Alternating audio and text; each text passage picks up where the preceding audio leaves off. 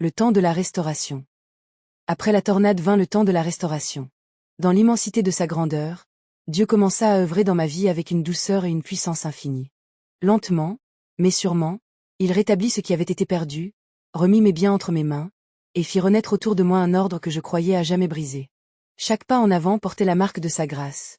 Chaque respiration semblait emplie d'une lumière nouvelle. Je compris alors que la restauration n'était pas seulement matérielle, mais profonde. Elle touchait mon cœur, mon esprit et chaque recoin de mon existence.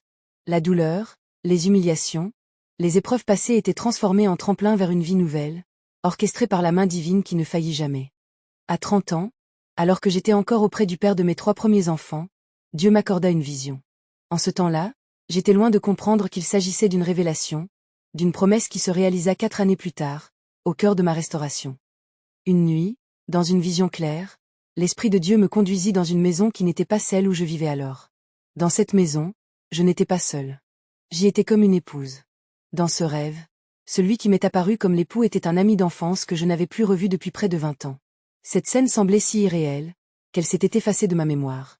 Lorsque j'ai revu cet ami d'enfance perdu de vue depuis plus de 20 ans, et ceci, 4 ans après mon rêve, les mêmes images sont revenues intensément, me remplissant de frayeur.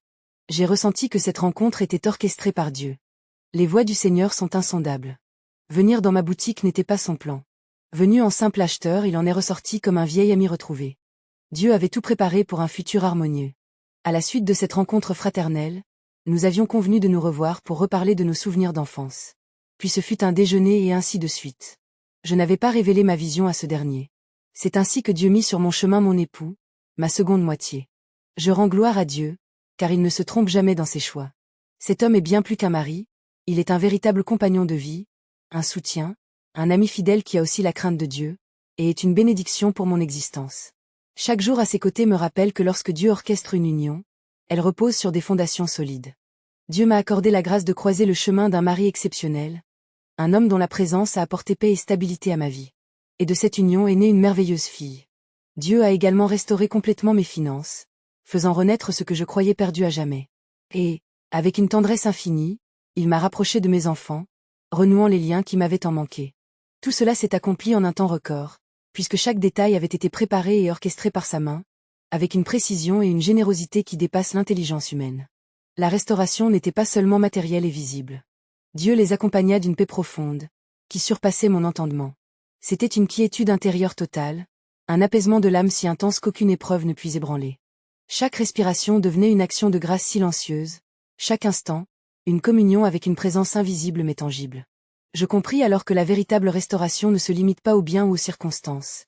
Elle touche le cœur, élève l'esprit et installe la sérénité au plus profond de l'être. Quand tout mon entourage et les autres observateurs virent la puissance de Dieu se déployer dans ma vie, ils n'eurent d'autre choix que de louer sa grandeur.